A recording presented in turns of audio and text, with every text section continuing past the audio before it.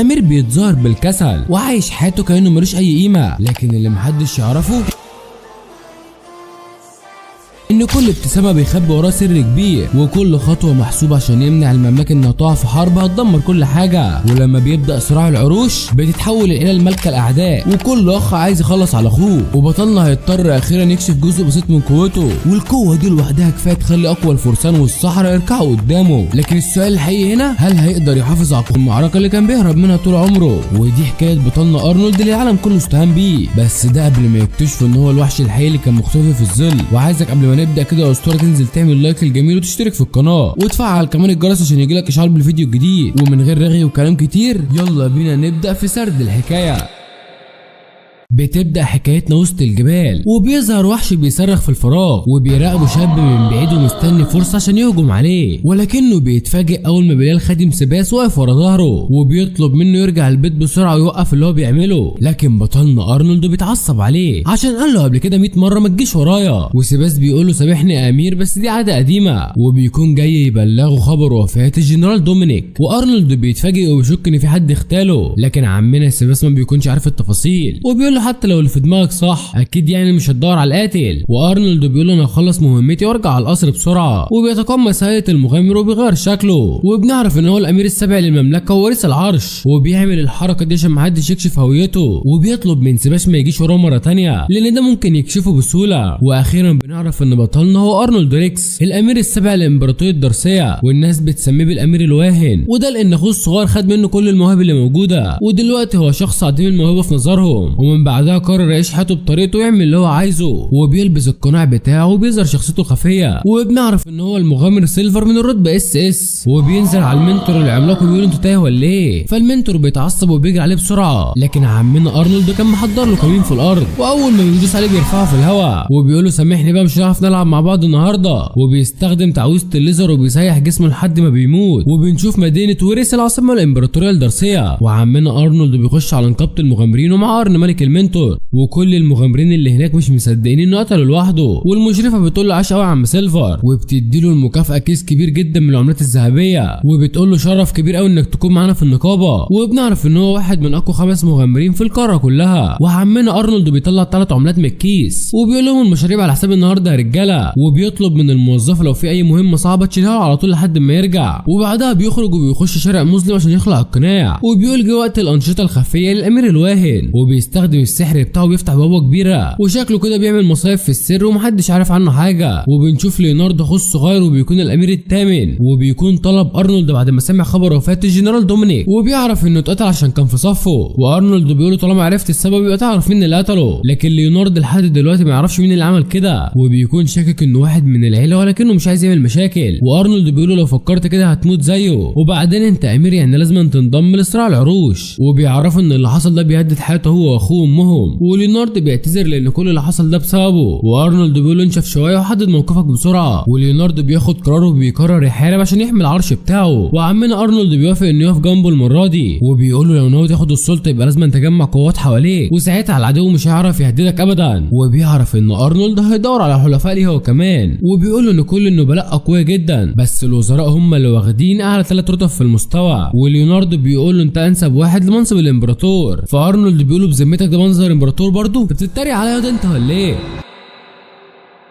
بس عمنا ارنولد حلمه بسيط زي اي اسطوره بيتفرج علينا، وعايز يلاقي بنت الحلال ويتجوز ويعيش حياه سعيده، وعشان كده محتاج ليوناردو يكون هو الامبراطور. وبعدها سيباس بيتكلم معاه على انفراد وبيقول له ما تقول لكل الناس انك المغامر سيلفر، بس ارنولد بيرفض لان جده الكبير اتجنن بسبب السحر القديم، ومن ساعتها السحر ده بقى محرم في العيله الملكيه. وعمنا ارنولد بيستخدم دلوقتي نفس نوع السحر ده، ولو حد عرف هتحصل مشكله كبيره وتاثر على مكانه اخوه ليو، وده لان الناس هتعرف ان اخوه التوأم متورط معاه في دوامه السحر المحرم. وسيباس بيعرفوا ان شخصيه سيلفر بقت من اقوى المغامرين في تاريخ الامبراطوريه، واكيد شخصيه زي دي هتبقى مفيده للامير ليو. وارنولد بيقول ان ده هيبقى اخر حل لو المشكله كبرت يعني، وكمان هو مستفيد من كون الامير الواهن عديم الموهبه، وده عشان لما تحصل مشكله كبيره محدش بيشك فيه ابدا. وبيسال سيباس لو كان في عيله دوقيه مش داخله على صراع العروش، وسيباس بيعرفوا ان في عيله كلاينريت، وارنولد بيتفاجئ ان هم عيله نبيله وغنيه جدا ومش فاهم هم ليه ساكتين لحد دلوقتي يعني. فسيباس بيعرفوا ان اراضيهم تم احتلالها من الوحوش، ولحد دلوقتي مش مش عارفين يحلوا المشكله ديت. وهنا عمنا ارنولد بيجيله فكره جهنميه وبيقول له انه هيخلي ليو يطلب من سيلفر يطهر الارض ديت، وده عشان يبقوا شايلوهم جميله ويبقوا مديونين عندهم. لكن سيباس بيقول له ان ده لو حصل هيقلقوا من الامير ليو لان هو معاه اقوى مغامر وفي رتبه اس، ولو حققوا في الموضوع شويه هيعرفوا ان ارنولد هو المغامر سيلفر ذات نفسه. وارنولد بيقول له مش مهم لان ساعتها هيخافوا منه وهيضطر يخلي باله احسن يغدروا بيه. وسيباس بيعرفوا حاجه مهمه جدا وهي ان في فرق كبير جدا بين انه يعلن هويته او حد تاني يكتشفها. فعمنا ارنولد بيقرر يروح يقابل الدوق بنفسه وبيقول له جه الوقت ان نحل المواضيع بطريقتي. وسيباس بيقول له خلي بالك عشان بنت الدوق هي بيلا ماي، وهي دي البنت اللي ابوها ده مشبك شعر على شكل النورس الازرق، والبنت دي جميله جدا وجمالها ممكن يوقعها على وشه. وبيقول له ما تخليش البنت دي تشتتك عن المهمه. وارنولد بيقول له خلاص يا عم مش كل شويه تنصحني انت. وسيباس بيقول له سامحني بس دي مهمتي وصيه ابوك برضه. وعمنا ارنولد بيلبس القناع وبيقول له سيبها عليا المره دي، وبيفتح بوابه في الارض وبينزل فيها وبيوصل لقصر الدوق كلايرين وبيطلب من الحارس انه يقابل الدوق على انه المغامر سيلفر. والحارس بيقول له انت عبيط يا ولا ايه؟ وبعدين لو انت سيلفر بجد كنت سمعت الخبر من النقابه، وكمان سيلفر ما كانش هيجي كده من غير ما يكون معاه اذن يعني. وبيفتكروا نصاب وبيطلب منه يمشي من هنا، وكمان بيرفض يشوف بطاقه المغامر الخاصه بيه. وارنولد بيهدده بيقول انا جايب امر من الامير ليو وهقول للدوق انك رفضت تدخلني وعصيت اوامر الامير. وبعدها بيلمح البت بيلا وهي بتبص عليه من الشباك وبيعرف ان هي جميله فعلا بس مفيش وقت للكلام ده. وبيرجع تاني بسرعه وبيعرف سيباس انه هيروح للارض على طول، بس المره دي هيروح بصفته الامير ارنولد. وساعتها الدوق هيبوس ايد اخوه ليو عشان ينقذوا الارض بتاعته.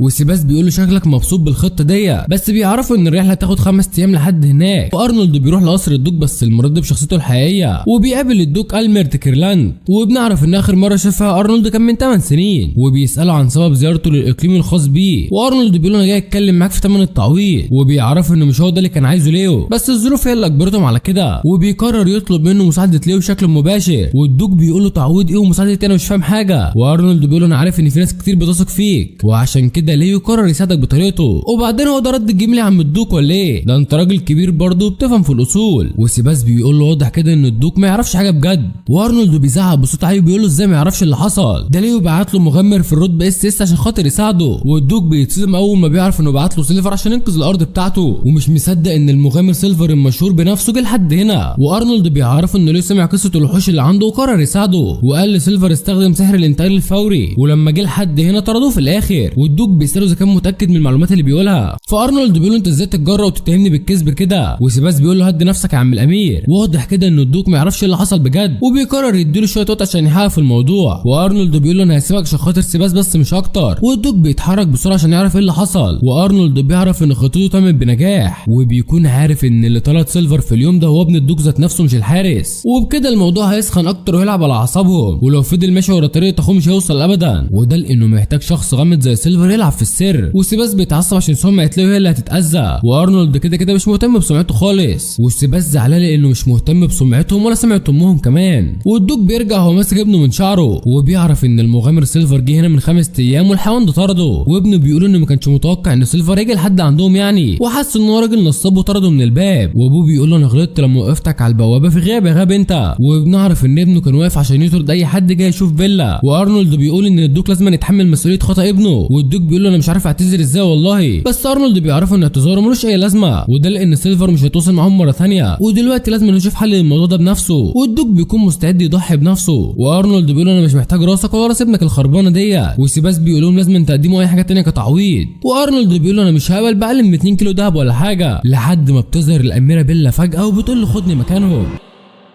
وبتطلب من ارنولد يسامح ابوها واخوها على اللي حصل. والدوق بيقول له ابوس ايدك بلاش بنتي دي لسه صغيره. وبيلا بتعترف ان هي شافت سيلفر من الشباك وبتقول له لو هتعاقب اخويا عاقبني انا كمان. واخوها بيقول له سيبها وخدني مكانها. وارنولد مش عارف يتصرف ازاي في القصه ديت. وسيباس بيقترح عليه يفكر في حل وسط. وارنولد بيقول له بس لو عدينا الموضوع الناس هتاكل وشنا والناس هتقول اننا مش عارفين نفرض سيادتنا على شويه نبلاء. فسيباس بينصحه يتعامل مع الموضوع في السر وبيعترف ان هم تعرضوا لاهانه من عيله الدوق بس دلوقتي لازم يوصلوا لسيلفر سيلفر عشان يقوم بالمهمه، وبيفضل يتخانق مع ارنولد عشان مكبر الموضوع، وبيقول له لو كان ليهم موجود كان خلصنا من الصداع ده يعني. وارنولد بيطلب من الدوق يبعت حد عشان يلاقي سيلفر، وفي الاخر بيروح هو وبيلا لمكانه في سكن المغامرين. وسيلفر بيقول له كنت متوقع انكم هتيجوا لحد هنا، ومش مصدق ان الامير الوهن جاي يزوره بنفسه. وبيلا بتعرفه بنفسها وبتقول ان هي بنت الدوق. وسيلفر بيقول له انا شفتك من 5 ايام في الشباك. وبيلا بتعتذر على الموقف اللي حصل مع اخوها، لكن سيلفر بيقول له مفيش داعي للاعتذار، وده لانه عارف ان هم عيله مخلصه وبترعى حلفائها، وبيعرفهم ان موضوع الوحوش ده سهل جدا، بس لازم بعد كده يخلوا بالهم ويقبلوا المغامرين اللي تقدر تطهر الارض دي. وارنولد بيساله لو ناوي يقبل المهمه مره تانية، وسيلفر بيوافق بس قبلها لازم يتاكد من حاجه مهمه، وبيساله اذا كان نجح في تقييد عيله الدوق ليهم. وارنولد بيقول انه لسه ما خدش وعد منهم لحد دلوقتي. وسيلفر بيقول انا عرفت هم ليه سموك الامير الكحيان، وبيعرفوا ان هو بعيد جدا عن مستوى اخوه ليو. وارنولد بيقول له خلاص انت المهم وانا اخد الدعم ما تقلقش. وسيلفر بيقول له انا مش هعمل حاجه غير لما تاخد الدعم بالكامل ويتعمل عقد رسمي من شروط عدم الخيانه. وبيلا بتقول له ان ابوها عمره ما يخون الامير ابدا. وارنولد بيقول له يا عم انجز بقى احنا مش هيتحال عليك. وسيلفر بيقول له انت عارف ان مش واثق في امير كحيان زيك. فارنولد بيضطر ينحني ليه عشان يوافق. وبيلا مش مصدقه انه كسر غره بالشكل ده. وسيلفر بيقول له واضح كده انك ما عندكش كبرياء ملكي. وارنولد بيقول له ارجوك اقتل الوحوش دي. وسيلفر بيوافق انه كده كده ناوي يخلص عليهم. وبيقول لبيلا انا وافقت عشان خاطرك انت بس يعني. وبنعرف ان ارنولد استخدم سحر الوهم وعمل نسخه من سيلفر. وسيباس بيقول ان الحركه دي قديمه جدا وما كانش ليها لازمه، بس ارنولد بيقول له مش مهم قديمه ولا جديده، المهم ان هي نجحت. وبيلا اقتنعت ان هو ده سيلفر الحقيقي فعلا، وبترجع مع الامير وبتشكره على كل اللي عمله، ومش مستوعبه ان هو انحنى عشان خاطر يساعدهم. وبتقول انا كنت فاكرك مغرور وعندك غرور العظمه وكده، لكن ارنولد بيقول لها مين اللي قال لك كده ده انا غلبان والله. وبيعرفها كمان ان هو انحنى عشان مصلحته الشخصيه. وبيلا بتقول له سامحني على الكلام اللي قلته، بس هو اصلا مش مركز معاها وسرحان في جمال عينيها. وبيفتكر مشهد الشوب اللي في السماء لما كان مع امه واخوه ليو. وسيباس بيروح معاه الارض الضوء ولاحظ ان ارنولد كان سرحان في العربيه. وبيقول له انت اكيد افتكرت ذكريات الشوب مع امك واخواتك. وبيعرفوا ان ابتسامه الاميره بيلا هي اللي رجعته للحظه ديت، لان ده كان اكتر وقت هو كان مبسوط فيه. بس ارنولد بيحط القناع وبيقول له دي مجرد تفاهات. وبيلاحظ ان وحوش السلايم سيطرت على الارض كلها وفضلت تتغدى عليها لحد ما حولتها لصحراء. وبيعرف ان هم بعتوا مغامرين كتير بس محدش عمل حاجه، وده لان الخطر الحقيقي مش في عدد وحوش السلايم، الخطر بيكون في ملكه السلايم اللي بتخلف عدد كبير كل يوم. وارنولد بيقول ان هم هيفضلوا يظهروا لحد ما يدعي الملكه. واول ما بينزل تحت بيلاقي مغامرين قبلوا بالمهمه وبيحاولوا يقتلوا اكبر عدد من السلايم الصغيره. وبيتفاجئوا اول ما بيشوفوا المغامر سيلفر جايب نفسه، والقائد ابيل بيعرفه بنفسه وبرتبته. وبيقولوا طبعا احنا بالنسبه لك شويه اطفال يا قائد. وسيلفر بيسلم عليه وبيساله اذا كان يعرف يتعامل مع الوضع الحالي. وفي واحده منهم بتقول ان ملكه السلايم بقى حجمها ضخم جدا، ولما فشلوا في قتلها قرروا ينسحبوا وما بيكونش عندهم القوه الكافيه لتدميرها للاسف. وسيلفر بياخد منهم الاذن عشان يتعامل مع ملكه السلايم، وابيل طبعا بيوافق من غير اي تردد. وسيلفر بيشكره على كل المجهود اللي عمله، وابيل مش مصدق ان سيلفر ذات نفسه بيمدح جهودهم. وفي الاخر بيقول لهم لو احتجتوا حاجه تعالوا فرع العاصمه، ومحدش فاهم هو هيعمل ايه مع الملكه. وارنولد بيستخدم تعويذه محرمه من السحر القديم، وبيكون حجمها كبير جدا لدرجه انها بتوصل لابعد مدى، وبتقتل كل وحوش السلايم ومعاهم الملكه في ضربه واحده. وسيلفر بيطلب منهم يقدموا التقرير للنقابه لانه مش فاضل الكلام ده بصراحه، وكلهم دلوقتي شايفينه بطل لانه انقذ اراضي الدوق. وسيلفر بيعمل فيها كارف وبيمشي من المكان، وبيستخدم سحر الانتقال وبيخش على لط في القصر، بس بيتصدم اول ما بيلاقي بيلا جوه. وبتشوفه هو بيقلع القناع، وبتعرف ان الامير السابع هو ذات نفسه المغامر سيلفر. فيا ترى ارنولد هيعمل ايه بعد ما اتكشف قدامها، وازاي هيقدر يحافظ على السر بتاعه؟ ده اللي هتعرفه في الحلقه الجايه اسطوره. وارنولد بيقول لها انت ليه دخلك هنا يا بنت انت؟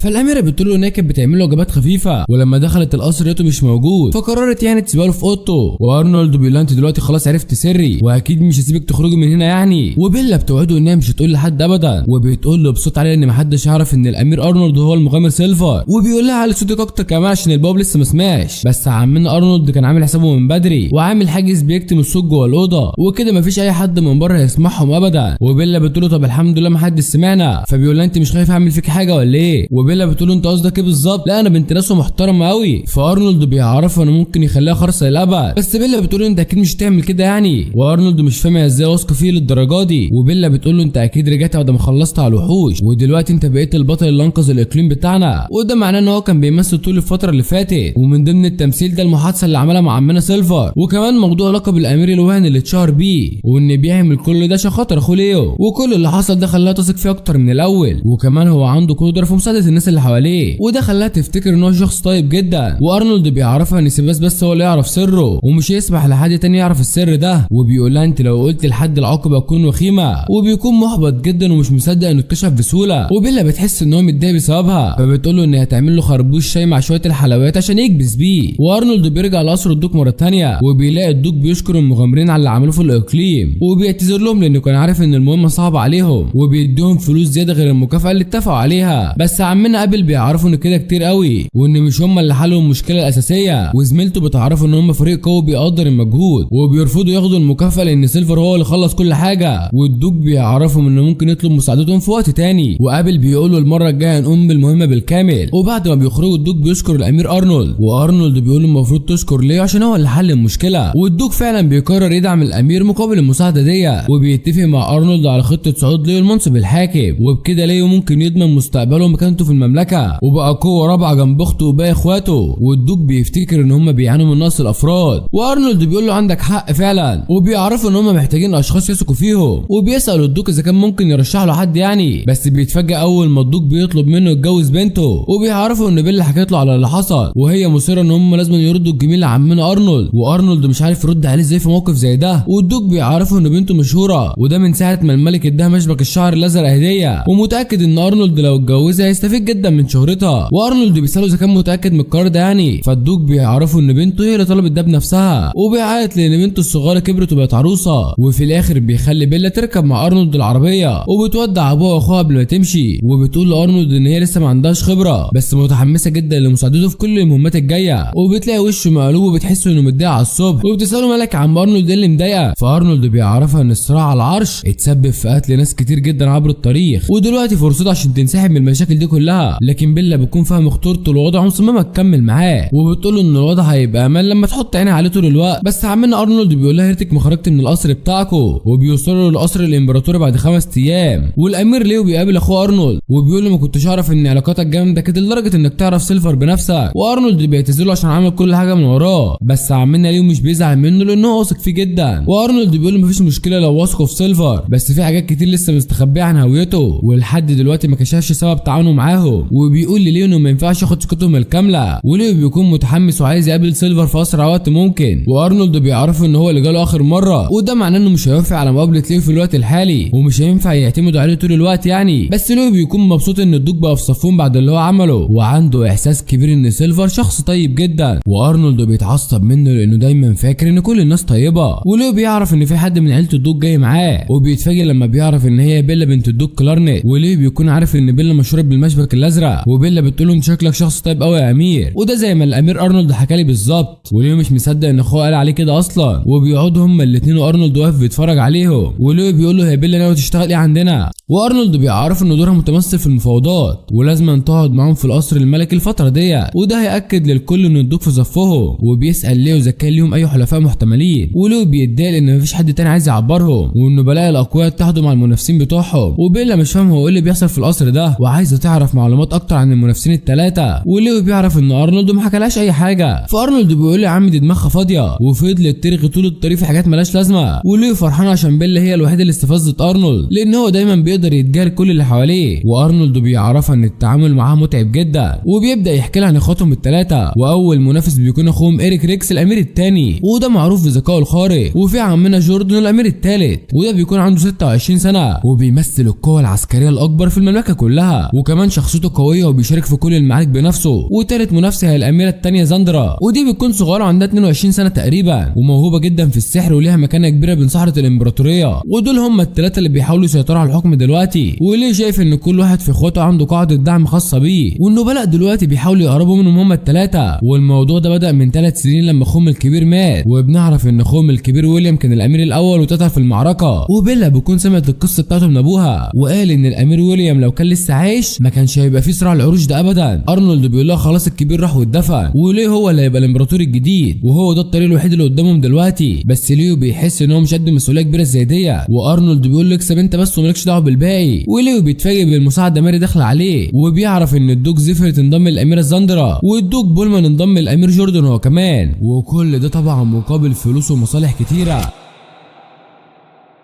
وهما الاتنين متحالفين مع منظمه تجاريه كبيره، وليو وارنولد مش هيقدروا يخشوا منافسه زي دي، وارنولد شايف ان هم متاخرين بس بيتقدموا، واهم حاجه ان الدوك كلايرن تبقى في صفهم، وكمان معاهم السيده بيلا المشهوره، وبيلا بتقول لهم ان هنعمل شغل عالي مع بعض. وبعد يومين بيلا بتروح لعمنا ارنولد في مكتبه وبتطلب منه ياخدها في جوله في العاصمه الملكيه، وارنولد بيعرفها ان هي كده تلفت الانظار ليه، فبتقرر تتنكر وتلبس نضاره على اساس يعني ان كده محدش يعرفها، وارنولد بيقول لها حط شويه مجهود في التنكر بتاعك وانا هوافق على طول، وبتروح تلبس رداء شبه عبايه المطر، وبيعرف ان سيباس المساعد بتاعه صاحب الفكره، وارنولد بيرفض بحجه ان هم محتاجين حراس، وبيطلب منها تاجيل الموضوع لوقت تاني، فبتعرفوا ان سيباس قال لها ان هي مش محتاجه حارس طول ما ارنولد معاها، وارنولد بينادي عليه عشان يهزقه بس بيلاحظ ان هو مش موجود ومش فاهم هو ليه بيختفي وقت ما بيحتاجه، وفي الاخر بيوافق يخرج مع بيلا لوقت قصير، وبيفتكر ان بيلا من الشخصيات المفضله عند الملك، يعني مفيش حد هيجرؤ انه يقرب منها، وبيخرجوا هما الاثنين مع بعض وبيتمشوا في الشارع، وبتشوف مبنى تقييم الاسلحه والمعدات، ودول اللي بيقدروا يعرفوا قيمه السلاح ويتباع على سعر ليه، وبيلا فجاه بتقف وبتشم ريحه غريبه، وارنولد بيعرفها ان ده محل شاي علاجي، وسيباس كان بيوديه هنا لما يتعب على طول، وبيعرفها ان الشاي ده طعمه مر جدا، ولو عايز ادوها ما عندوش مشكله يعني، بس بيلا بتتراجع في اخر لحظه، وبتلاحظ ان ارنولد ذكي وعارف اماكن كتير في العاصمه، بس هو بيطلب منها تناديه ارن عشان محدش يعرف هويته، وبيروحوا بعد كده عند ساحه تدريب الجنود بعد ما عزمها على الغداء، وبيقول لها ان الاكل الرخيص بتاع الشارع ده مش لاقي عليكي، وبيلا بتعترف ان هي اول مره تجربه وبيعجبها جدا، وبتتفاجئ اول ما بتعرف ان الجبنه اللي في السندوتش دي معموله من حليب الماعز، وبتقول له اول مره اعرف ان الجبنه طعمها حلو قوي كده، وارنولد بيشوف العيال الصغيره وهي بتلعب، وبيفتكر ذكرياته وهو طفل زمان، وزمان كان بيهرب من القصر عشان يلعب معاهم، وبيلا بتعترف ان هي بتغير منه، وده عشان ما كانش عندها اصحاب كتير وقت الطفوله، وارنولد بيعرفها ان هي هتقابل ناس كتير لما تكبر، وهتعرف ان في منهم الصالح والفاسد، وساعتها لازم تختار اشخاص تقدر تثق فيهم، وارنولد بيلاحظ ان كلامه اثر عليها، وفجاه بيلاقي العيال ضربوا عليها كره ميه، واول ما بيشوفوا ارنولد بيعتذروا على طول، وارنولد بيقول لهم المره الجايه هرميكم في النافوره، وبيلا بتحرج منه بعد ما هدومها غرقت، فارنولد بياخدها بسرعه على محل عشان تغير هدومها وتشتري هدوم جديده، وما بتكونش عارفه تلبس ايه بالظبط، وارنولد بيقول لها اختاري اللي يعجبك، بس بيلا مصممه ان ارنولد هو اللي اختار لها المره دي، وارنولد بيقول له صاحب المحل لو حد عرف ان جيت هنا بالبيت دي هقتلها،